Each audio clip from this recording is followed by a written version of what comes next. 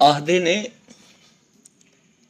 ਕਿ ਜਦੋਂ ਹੀਰ ਨੂੰ ਇਸ਼ਕ ਦਾ ਸੱਪ ਲੜਦਾ ਨਾ, ਸੱਪ ਦੀ ਗੱਲ ਅੱਜ ਕੀਤੀ ਮੁੰਡੇ ਨੇ, ਗੱਲ ਫਿਰ ਸੁਣ ਲੈ। ਇਸ਼ਕ ਦਾ ਸੱਪ ਲੜਦਾ ਹਾਂਜੀ ਤੇ ਹੀਰ ਨੇ ਸਾਰੇ ਘਰ ਚ ਪਰਸੂ ਪਾਤਾ। ਅੱਛਾ ਅੱਛਾ ਹੀਰ ਦੇ ਸਹੁਰੇ ਜਿਹੜੇ ਓਪਰੇ ਪਰੇਸ਼ਾਨ ਹੋ ਗਏ ਸਾਰੀ ਵਿਆਹ ਦੀ। ਉਹਨੇ ਸੱਦੀ ਉਹਨਾਂ ਦੇ ਘਰ ਦੀ ਤਾਂ ਪਰਸੂ ਪੈ ਗਿਆ ਅੱਛਾ ਕਿ ਇਸ਼ਕ ਦਾ ਸੱਪ ਤੇ ਸੱਪ ਲੜ ਗਿਆ। ਅੱਛਾ ਉਹਨੂੰ ਜੇ ਇਕੱਠੇ ਹੋ ਗਏ ਤਾਂ ਹੁਣ ਸਲਾਹ ਪੈ ਕਰਦਾ ਵੀ ਕਿਹਦੇ ਕੋਲ ਆਈਏ ਤੇ ਕਿਹਦੇ ਕੋਲ। ਉਹ ਸਹਿਤੀ ਬੋਲਦੀ ਏ ਹਾਂਜੀ ਹੀਰ ਦੀ ਨਨਾਣ, ਉਹ ਕਹਿੰਦੀ ਹੈ ਕਾਲੇ ਬਾਗ ਦੇ ਵਿੱਚ ਹਾਂਜੀ ਇੱਕ ਜੋਗੀ ਆ, ਉਹਦਾ ਬੜਾ ਮੰਤਰ ਸ਼ੰਤਰ ਚੱਲਦਾ ਤੇ ਉਹਨੂੰ ਤੁਸੀਂ ਲੈ ਆਓ ਤੇ ਇਹ ਠੀਕ ਹੋ ਜਾਏਗੀ। ਹੁਣ ਹੀਰ ਦਾ ਸਹੁਰਾ ਹਾਂਜੀ ਸਿਆਣੇ ਸਿਆਣੇ ਬੰਦੇ ਲੈ ਕੇ ਤੇ ਜਾ ਕੇ ਜੋਗੀ ਦੀ ਮਿਹਨਤ ਕਰਦਾ। ਸੈਯਦ ਵਾਸ ਲਿਖਦੇ ਨੇ ਕਿਵੇਂ ਕਰਦਾ। ਕਿਆ ਬਾਤ।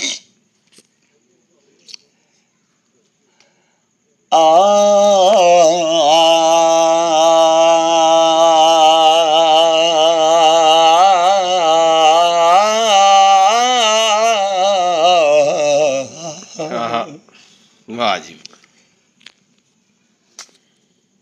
ਚੱਲੀ ਜੋਗੀਆ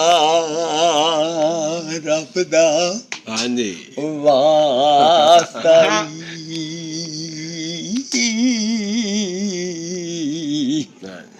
ਅਸੀਂ ਮਰਦ ਨੂੰ ਮਰਦ ਹਾਂਜੀ ਹੁਣ ਲਲਕਾਰ ਨੇ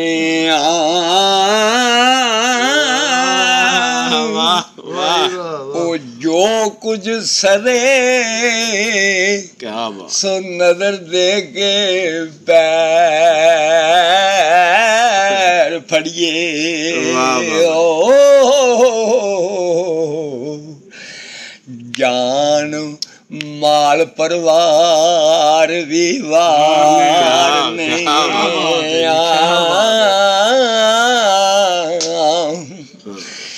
ਤੇ ਮੇਰੀ ਨੌਂ ਨੂੰ ਸੱਪ ਦਾ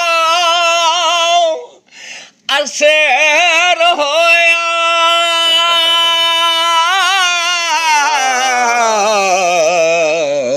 ਵਾਹ ਉਹ ਦਿਨ ਰਾਤ ਵਿਚਾਰ ਉਹ ਵਿਚਾਰ ਨੇ ਉਹ ਸਾਨੂੰ ਰੋਜ਼ ਕਿਆਮਤ ਹੈ ਆਣ ਟੁਕਾ।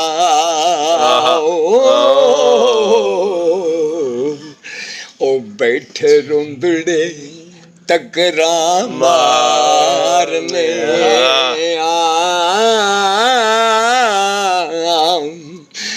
ਤੇ ਪਿਆ ਕੱਲ ਦਾ ਕੋੜਮਾ ਸਭ ਭੁੱਖਾ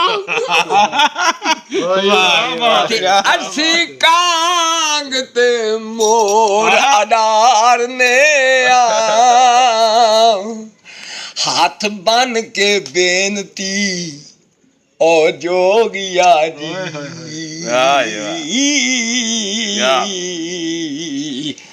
ਓਏ ਅਸੀਂ ਆਜ਼ਦੀ ਨਾਲ ਪੁਕਾਰਨੇ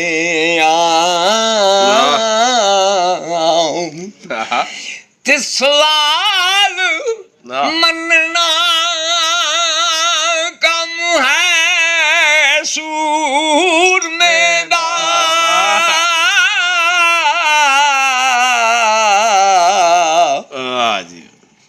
ਆਏ ਮਰਦ ਨੂੰ ਮਰਦ ਤੁਮ ਕਾਰਨੇ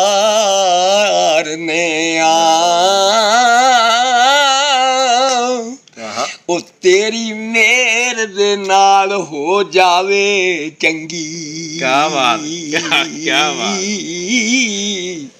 ਤੇ ਅਸੀਂ ਤੋਂ ਦੰਗਿਆਂ ਨੂੰ ਪੁਕਾਰਨੇ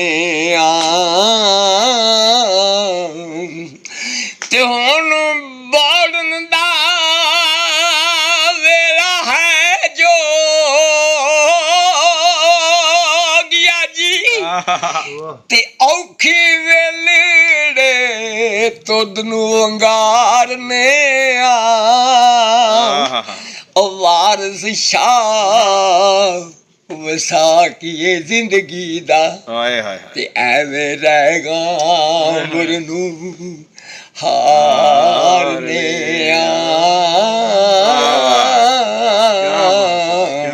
ਕੀ ਬਾਤ ਵਾਹ ਬਾਬਾ ਜੀ ਅੱਲਾਹ ਮੀਆਂ ਕੀ ਬਾਤ ਤੈਨੂੰ